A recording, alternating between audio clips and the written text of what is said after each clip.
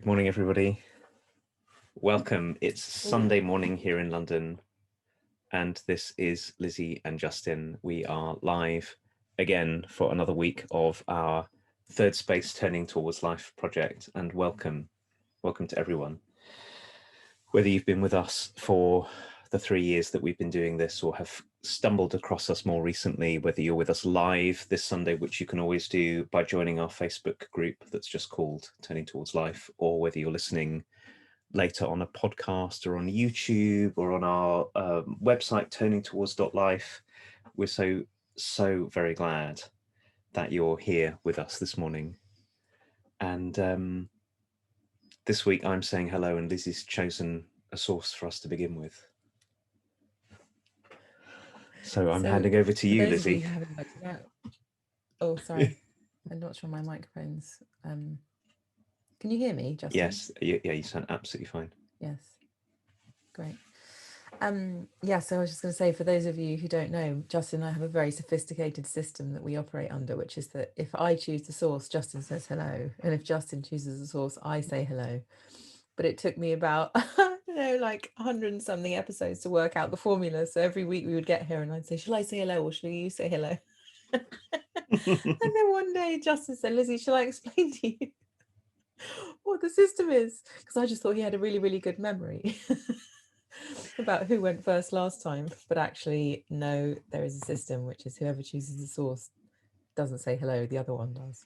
So anyway, now you know the behind the scenes of Turning Towards Life and how sophisticated the system actually is.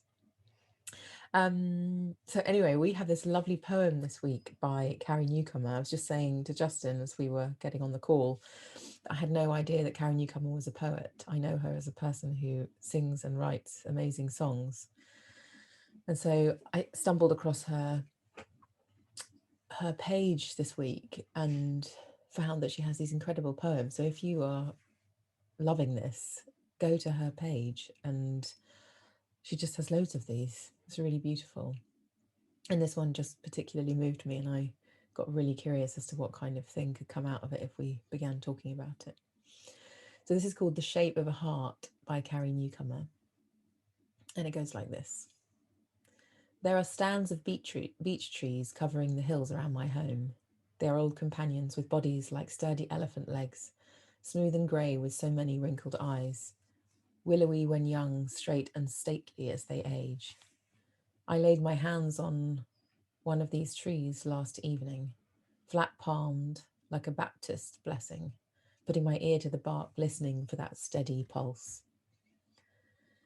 There is a charred hole about 30 feet up, the evidence of something long ago, a crash of thunder, a lightning strike, a natural event, a blameless bit of bad luck that over time has mostly grown over, transforming an open wound into an open space, shaped exactly like a heart.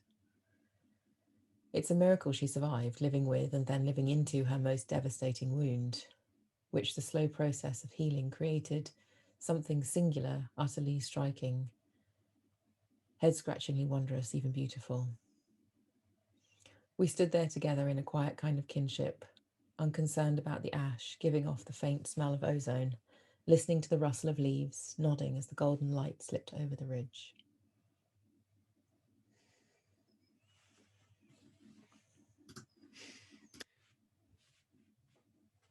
As always, I'm going to read too.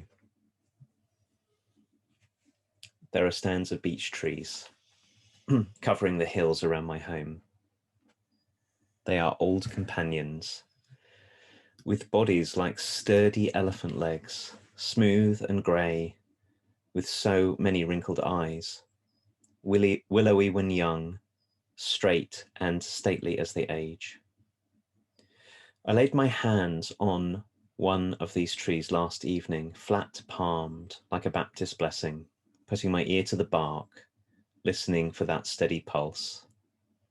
There's a charred hole about 30 feet up, the evidence of something long ago, a crash of thunder, a lightning strike, a natural event, a blameless bit of bad luck that over time has mostly grown over, transforming an open wound into an open space shaped exactly like a heart. It's a miracle she survived, living with and then living into her most devastating wound, which the slow process of healing created something singular, utterly striking, head-scratching, wondrous, even beautiful. We stood there together in a quiet kind of kinship, unconcerned about the ash giving off the faint smell of ozone, listening to the rustle of leaves, nodding as the golden light slipped over the ridge.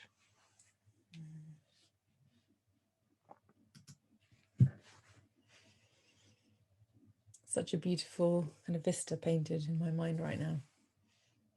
These lovely words. And I'm so enjoying the feeling of our wounds being right there on display as a space, a spacious heart. Things that happened long ago and which make the shape of this tree just what the tree is. And I love the fact that she speaks about the fact that there is evidence still of whatever the crash of thunder or the lightning strike or whatever natural event took place. There's still evidence. And yet it's become something beautiful rather than staying as it was or something. That there's something that's shifted, that's changed, and that's been made beautiful by time. And it doesn't mean that whatever the lightning strike wasn't painful or difficult or awful. In fact, it kind of points to it and validates all of that. But right now, what's there is beauty. And so it makes me feel really, really hopeful about everything, to know that this is what happens to a wound, that there's a point in time down the line where what is a wound takes shape as beauty at some point, and that can be then a gift to others. And sounds like Carrie Newcomer's in deep receipt of the wound of this tree and how beautiful it is, and how she can stand there and live with what it means to see this space shaped like a heart, and how it's changing her to be with it. I'm so glad for this poem, Lizzie, and what you're saying now draws me first to something that Carrie writes at the end. We stood there together in a quiet kind of kinship. And it was occurring to me as you were speaking how easy it is to carry our inevitable wounds as something other than this. I think about it myself. There's an event in my own, we all carry a ton of wounds, right? But the one that's occurring to me right now is an event in my own life when I was about 7, which in some ways was very innocuous. Nothing terrible happened, except I got a huge shame blast from somebody I loved, and which had all kinds of implications for me. And I could feel how for a long time I carried that wound as if somehow that made me different from everyone else, like the consequences of it and the pain of it were a problem that somehow made me different, or on the outside of other people's experience, like a way of being exiled. And how often, because of that, I'd relate to this wound as a way of getting, usually for me, secretly frustrated or angry, often with myself or with other people, like the wound as an ongoing way of knowing my separateness, and an ongoing way of knowing my difference, and an ongoing way of feeling ashamed and feeling all kinds of ways of pushing away other people. And then Carrie says that what we can do with all of this is we can stand together in a quiet kind of kinship. Mm.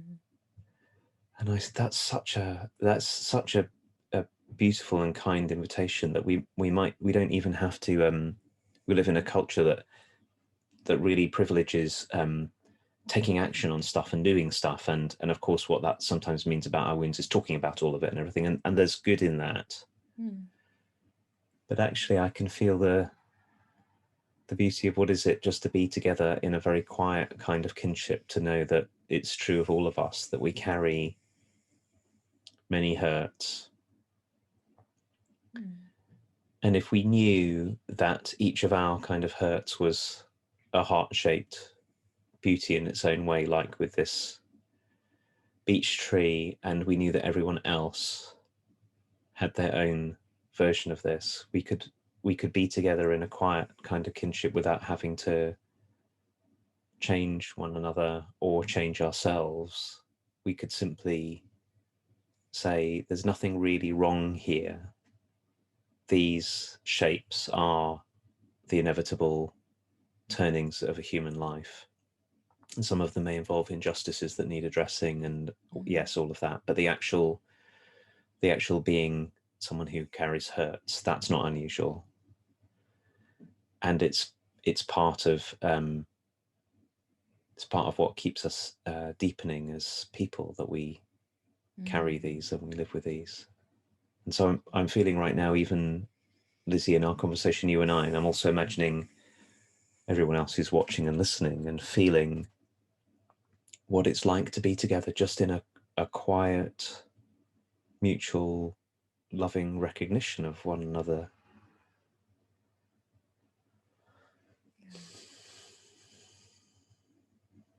I love what you said, Justin. It's not unusual to carry hurts. And just even that acknowledgement, like we're all carrying hurts, and that's what humanness is.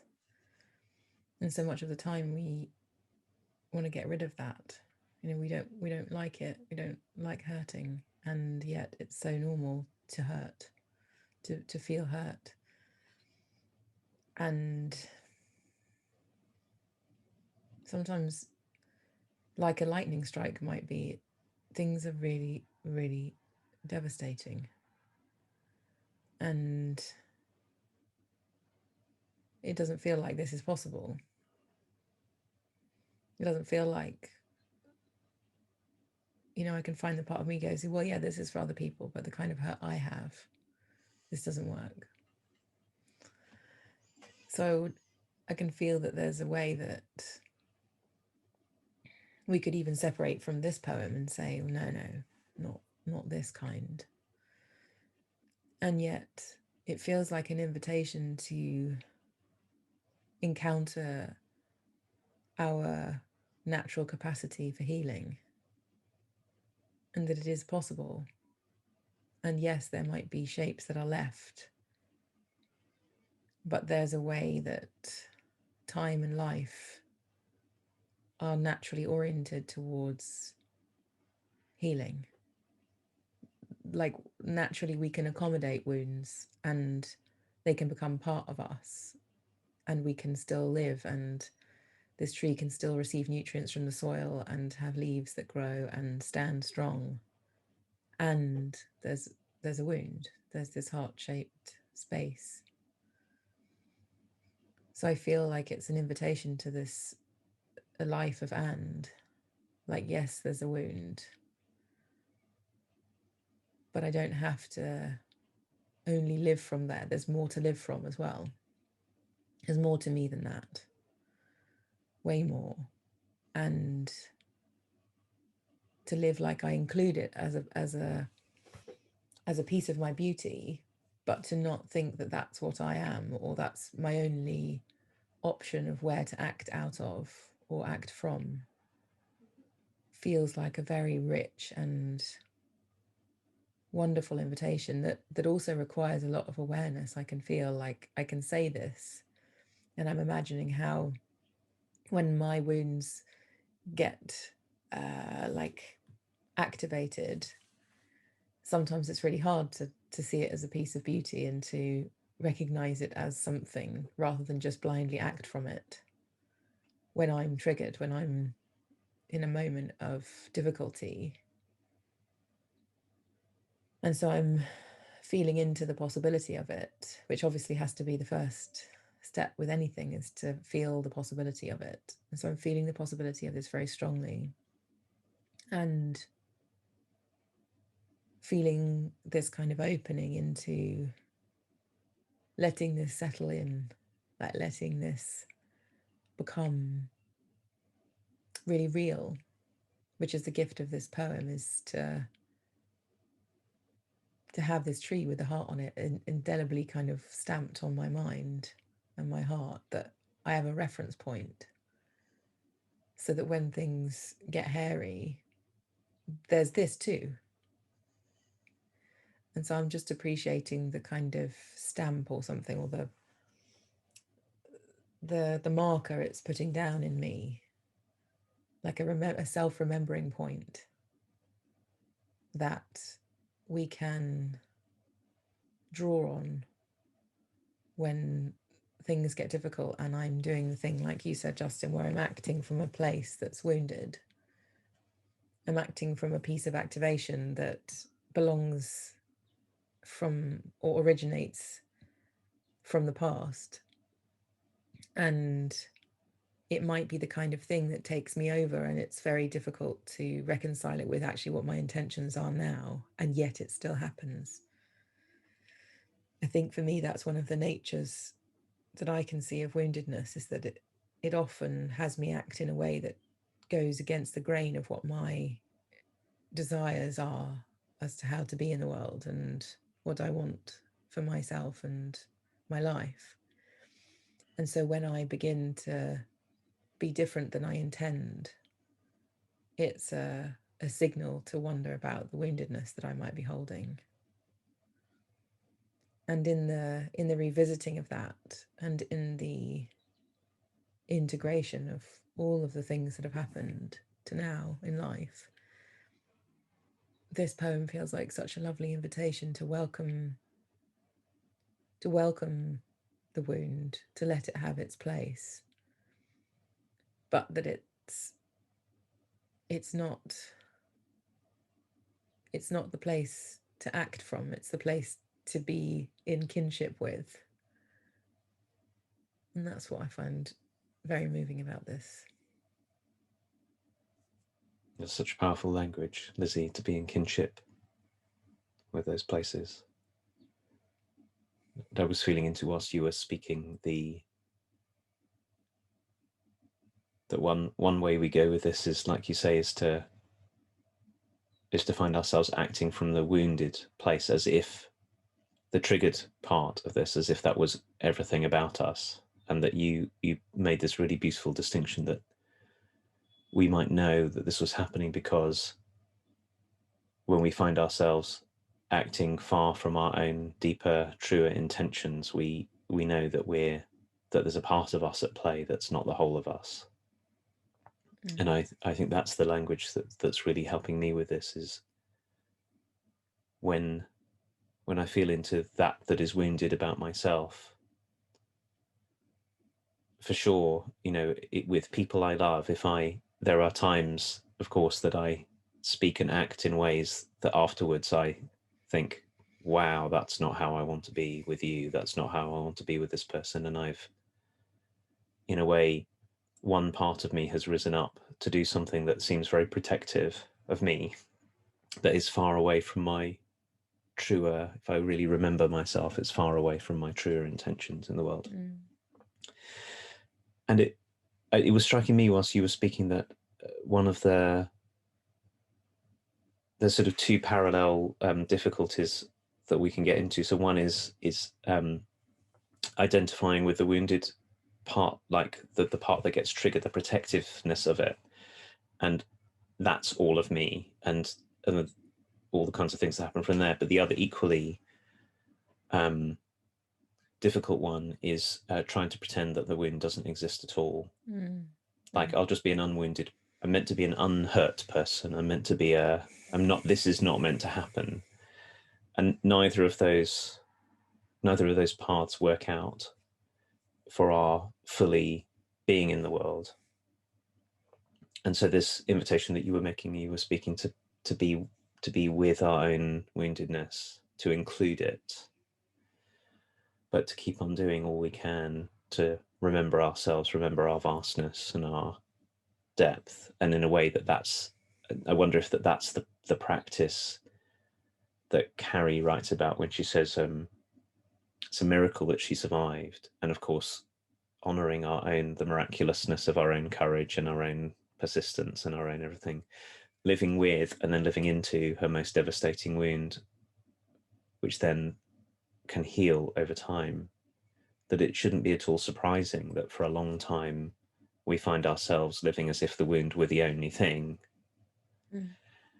But then there's a process that can unfold whereby we find out how much more of us there is, and the wound can get included with all of its beauty. And of course, the wound then teaches us something about what it is to be a human, the tenderness of the human heart and the kind of hurts that there are in the world. And it can teach us about, I think my big mistake with things like this has always been to imagine I'm the only one and who hurts in this way. And that is both deeply unhelpful in working with my own wound, but it's also cuts me off from understanding that other people hurt too. So that's the heart shape.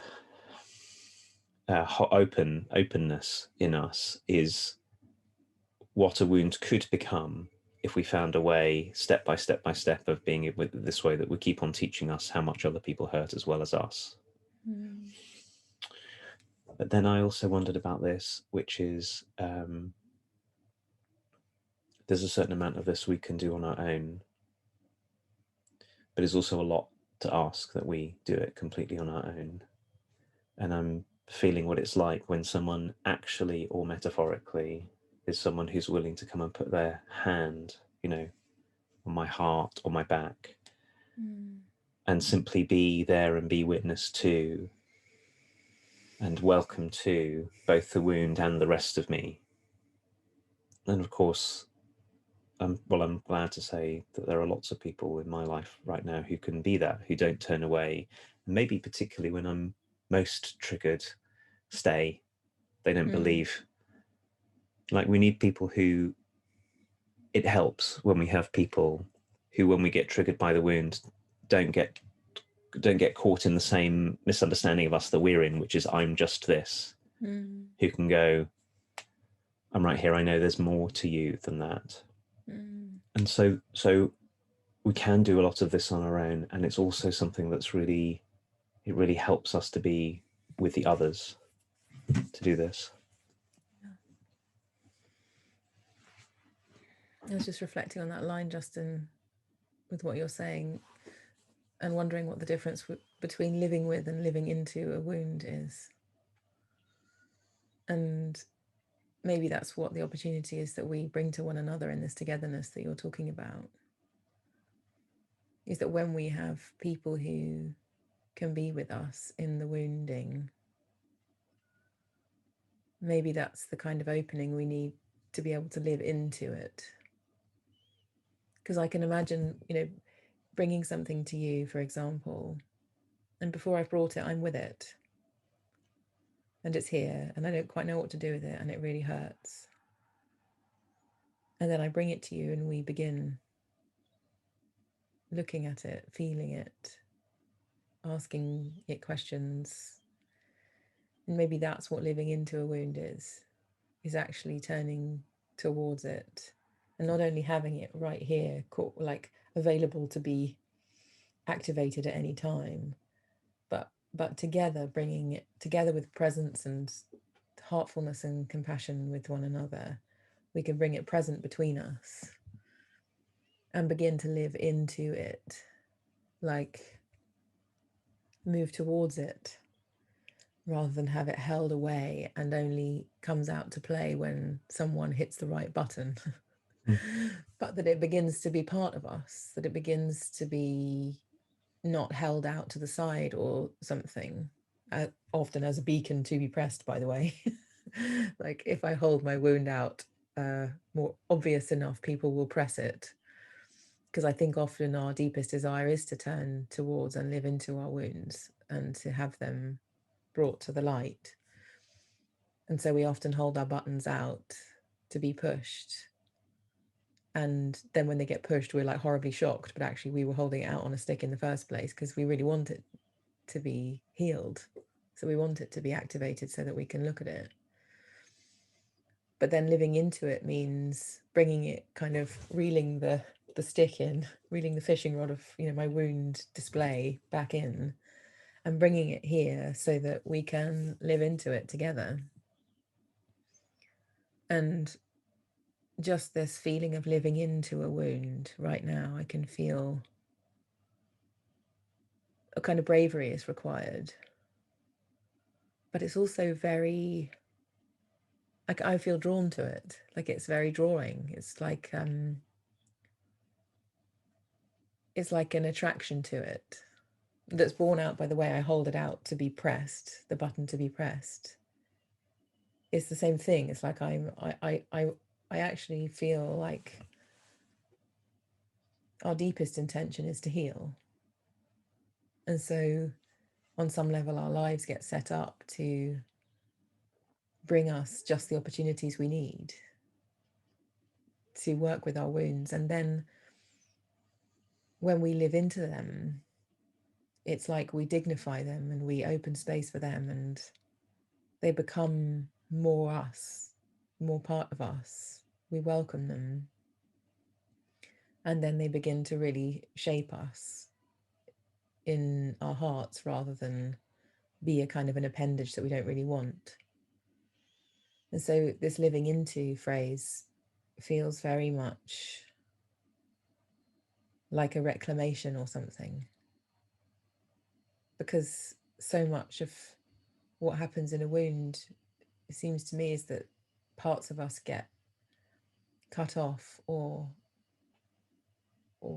left to die or something, because we definitely can't go there again. And yet we don't want to let go of those parts because we can't and we won't. And so to live into them feels so dignifying of our lives. Because yes, so many things have happened to all of us. All of us have a life that happened up till now, filled with God knows what. Really difficult things, really beautiful things, really wounding things, really devastating things, really joyful things. Like, there's so much. And so to live into all of that, to live into each of these places that feels like it has been hurtful, seems like a massive turning towards life thing. And I just feel really invited by the living into part of this. Like, what am I living with that I could live into? What's here that I'm not bringing close in and letting it have the oxygen and the relationship and the conversation that it needs? And taking up your wonderful observation that we're mostly carrying our wounds out in front of us because there's something in us that wants them met and addressed, but that often ends up with us feeling triggered. Or, you know, what would it be to be for one another ones who know that everyone else, like, if I know that really what's going on is that you're carrying your wounded tender place out front, then when something happens with you that might then of course be triggering with me because I've got my wounded place out front as well, instead of going you know, instead of trying to stop you or protect myself or judge you or judge myself and all those things that we do, we might begin to find a way of going, oh, so that's your wounded tender place, and I have my wounded tender place too. I wonder what happens now if I remember all of that, which can help me out of the cycle of being triggered and contracted and defensive or aggressive or any of those things. And I can maybe begin to welcome you just as you are, as a person who got hurt like we all did, a person who hurts now like we all do, and then be a little bit more like Carrie Newcomer with her hand flat on the tree than one who runs away or tries to change you or any of those kind of things. And that in doing that, that's also one of the ways that we live into our own wounds, is by being able to be more and more that for one another. Because as we develop that capacity for others, we're also developing the capacity for ourselves at the same time. Yeah. Just pointed me into, Justin, just one more thing, because I know it's our time to nearly end, but what if we could be the people that put our ears to the bark of other people and listen for the steady pulse, in spite of the thing that you're saying that is out front? Each of us has a steady pulse. And what if we were that for each other, also listening for the steady pulse that exists right next to, and in a way much bigger than, whatever the wound is that we're encountering right now? Oh, so lovely. Well, Carrie Newcomer, thank you. Maybe Carrie might listen to this one day. We could see what she thinks. It's a wonderful thing when the people who write the things we use as sources send us messages or thank us or join the conversation or whatever they do. And maybe that will happen with Carrie one day. So Carrie, if you're ever listening, thank you so much for this poem and for your work in the world. So stunning. And thank you all for listening and being here with us in this very heartfelt conversation. And we are very, very, very moved to be doing this every week. So thank you for you being here so that we keep doing it. And we will be back next Sunday with another source of some beautiful kind from Justin. Thank you, everyone. Bye-bye.